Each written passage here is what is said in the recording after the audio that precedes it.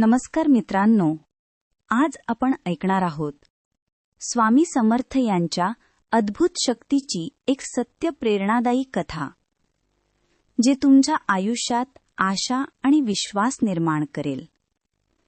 स्वामी समर्थांची अद्भुत शक्ती. प्रेरणादायी कथा. अक्कलकोट नगरी. शांत वातावरण, भक्तांची वर्दळ आणि सर्वांच्या मनात एकच नाव, स्वामी समर्थ. लोक म्हणायचे, जिथे विज्ञान थांबतं तिथे स्वामींची कृपा सुरू होते. कथा सुरू होते. एक गरीब शेतकरी होता, नामदेव. त्याच्या आयुष्यात फक्त दुःखच दुःख. शेती कोरडी पडलेली, घरात अन्न नाही, मुलं आजारी, कर्जाचा डोंगर. तो पूर्णपणे खचला होता. एक दिवस त्याच्या मित्राने सांगितले, अक्कलकोटला जा, स्वामी समर्थांना भेट, तुझं आयुष्य बदलेल. स्वामींच्या दर्शनासाठी प्रवास. नामदेव मनात शेवटची आशा घेऊन निघाला. काही दिवसांनी तो अक्कलकोटला पोहोचला. स्वामी वडाच्या झाडाखाली बसले होते. तो दुरूनच पाहत होता. डोळ्यातून अश्रू वाहत होते. स्वामींची पहिली भेट. तो पुढे गेला आणि म्हणाला, स्वामी, माझं सगळं संपले आहे, आता जगण्याची इच्छाच नाही. स्वामी समर्थ हसले आणि म्हणाले, अरे घाबरू नकोस, मी आहे तुझ्या पाठीशी. हे शब्द ऐकताच त्याच्या अंगात नवी ऊर्जा आली.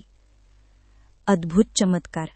स्वामींनी त्याला एक मूठ माती दिली आणि सांगितलं, ही तुझ्या शेतात टाक, बदलाची सुरुवात. त्याने ती माती शेतात टाकली आणि काही दिवसांनी कोरडं शेत हिरवं होऊ लागलं.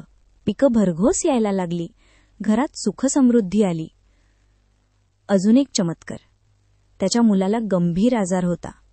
नामदेव पुन्हा स्वामींकडे गेला.